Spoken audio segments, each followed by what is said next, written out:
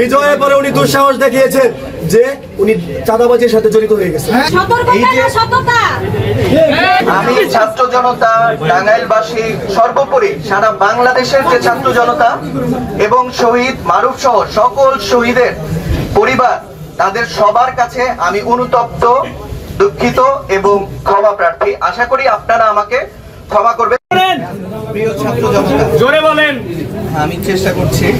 প্রিয় ছাত্র জনতা, আমি সরকারের একটি অত্যন্ত গুরুত্বপূর্ণ পদে ছিলাম, অত্যন্ত দায়িত্বশীল একটি পদ। আমার অবশ্যই উচিত ছিল অত্যন্ত সতর্ক থাকা, সচেতন থাকা এবং ছাত্র জনতার যে পালস, যে ইমোশন, আবেগ, সেটাকে বুঝতে পারা এবং আমার যেন কোনো রকমের ইচ্ছাকৃত অথবা অনিচ্ছাকৃত ভুল না হয় সেই ব্যাপারে আরো বেশি সতর্ক হওয়া উচিত ছিল অবশ্যই। এবং আমি সেইখানে ব্যর্থ হয়েছি, কারণ আমার অতটুকু সতর্কতা ছিল না।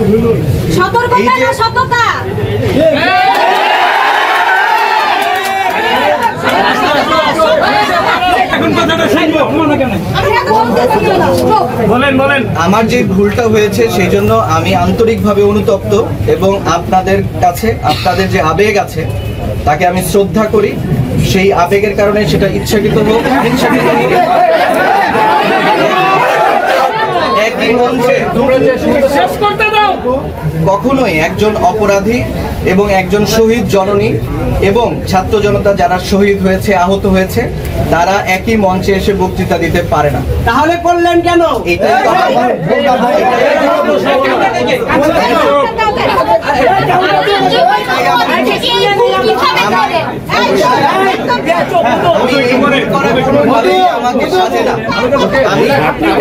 আমি এই ভুলটা করেছি, এই ভুল শুধু ভুল না, এটা আমার ব্যর্থতা, যার কারণে এই সরকার বা উপজেলা প্রশাসন, জেলা প্রশাসন যেহেতু অত্যন্ত চমৎকার ভাবে এই সরকার এবং ছাত্র জনতার সাথে কাজ করে যাচ্ছে, আমি কখনোই চাইবো না আমার কারণে কখনো আমার প্রশাসন, আমার সরকার বিতর্কিত হোক।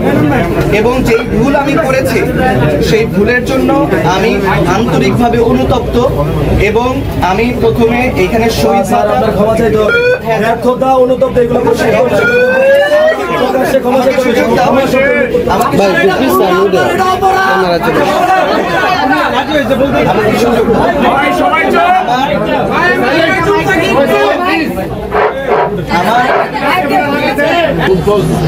ভুল বা অপরাধ আমি সবকিছুই স্বীকার করে নিচ্ছি, কারণ কোনোভাবে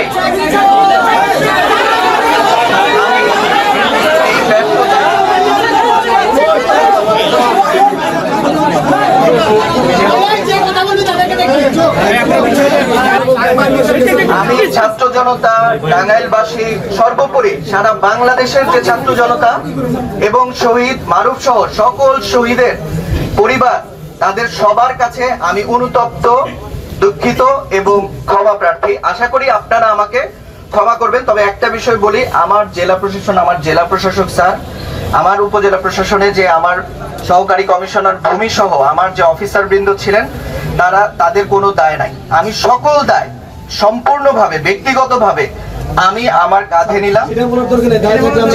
জি, আমাকে ক্ষমা করবেন। আমি আবারও আন্তরিকভাবে আমার ভেতরকার অনুতাপ প্রকাশ করছি। আমি আসলেই আন্তরিকভাবে অনুতপ্ত, কারণ এটা অনেক সেন্সিটিভ একটা ইস্যু। আমার অনেক সতর্ক থাকা উচিত ছিল। এই ব্যর্থতা ক্ষমাহীন হওয়ার পরেও যেই ছাত্র জনতা নতুন বাংলাদেশের জন্ম দিয়েছে, যেই ছাত্র জনতা এই আমাদেরকে স্বপ্ন দেখতে শিখিয়েছে, আমি আশা করব ইনশাল্লাহ তারা আমাকে ক্ষমা করবে এবং শহীদ পরিবার যারা আছেন তারা অবশ্যই আমাকে ক্ষমা করবেন। আমি আন্তরিকভাবে ক্ষমা প্রার্থী। আমরা বারবার রিপোর্ট পাচ্ছি, কিন্তু আজকে উনি আওয়ামী লীগের কিছু চেয়ারম্যানকে নিয়ে, যারা এজাহারভুক্ত আসামি, তাদেরকে নিয়ে আমাদের ছাত্র প্রতিনিধি যারা আমরা এই দেশ সংস্কারের জন্য যুদ্ধ করছি, তাদেরকে নিয়ে সে ওই জায়গায় বসিয়েছে। বসানোর পরে ওই জায়গায় যারা বক্তৃতা দিছে, যখন আওয়ামী লীগের এক চেয়ারম্যান বক্তৃতা দিতে গেছে, তখন আমরা সব ছাত্র প্রতিনিধি উঠে এসেছি।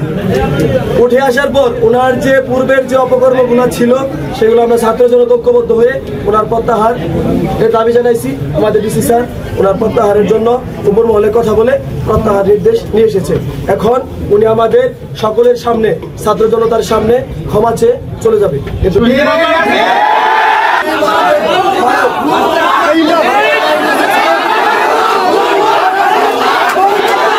মার কাছে জনসমক্ষে ক্ষমা চেতে হবে, দেশে ভুল করছে, অন্যায় করছে। যাদের নামে মামলা হয়েছে তারা এখনো প্রকাশ্যে আমাদের উপর আক্রমণ করতেছে। টাঙ্গাইল এখনো অরাজকতা অবস্থানে আছে। তাই আপনারা প্রশাসনের যারা আছেন অনতিবিলম্বে তাদেরকে গ্রেপ্তার করেন। গ্রেপ্তার না করলে ছাত্র জনতা আবার কিন্তু আন্দোলনের ডাক দিবে। আসামি আজকে জনসমক্ষে তাদেরকে নিয়ে আসতে হবে। সেটা দেখার বিষয় না, আজকে টাঙ্গাইলের মাটিতে এনে বিচার করতে হবে, আমাদের সামনে দেখাইতে হবে গ্রেফতার করা হয়েছে। টাঙ্গাইলের মাটিতে স্বৈরাচারী হাসিনা থাকাকালীন তো ইউনূস স্যারকে বলতে হবে যে এই জায়গায় কে কে দুর্নীতির সাথে জড়িত, তার নামগুলো জনসমক্ষে বলে যেতে হবে। মানবতার সাথে যে জড়িত তাকে দুর্নীতির সাথে যারা জড়িত তাদের নামগুলো বলে দিলেই হবে। তারপর আমরা বুঝে নেব যে কে কি করতেছে না করতেছে। এটা উনি জানে, সবই জানে।